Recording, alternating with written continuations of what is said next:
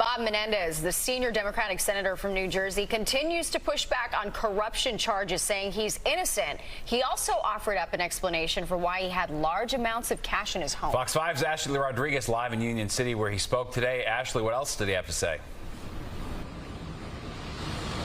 Well, he did not answer any of our questions, not one. But he did speak for about 21 minutes and went into detail about why he believes he is innocent. He says that he got through the first corruption case and he believes he can weather the next one. I firmly believe that when all the facts are presented, not only will I be exonerated, but I still will be the New Jersey's senior senator. New Jersey's Bob Menendez says he's not resigning as a second case of corruption and bribery swirls around the senator, who's held office since 2006.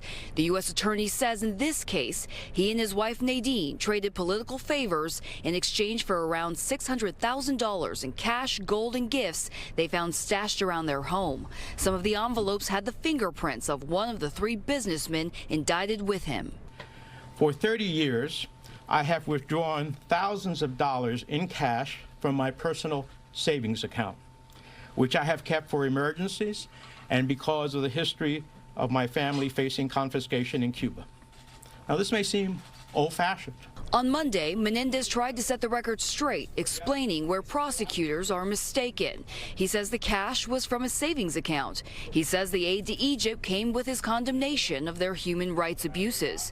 But a growing number of political leaders, including New Jersey's Governor Phil Murphy, New York Rep. Alexandria Ocasio-Cortez, and Speaker of the House Kevin McCarthy, aren't buying it, calling on him to step down. I mean, he should have been indicted and charged last time and should not have come to a second opportunity for him to do that. Menendez is asking voters to refrain from the court of public opinion, and if he does run for re-election, he faces a challenger for his Senate seat, New Jersey Rep. Andy Kim, seen as a serious contender for Menendez's job, even without the latest federal indictment. Some of the people calling for my resignation for political reasons say I have lost the trust of the people of New Jersey.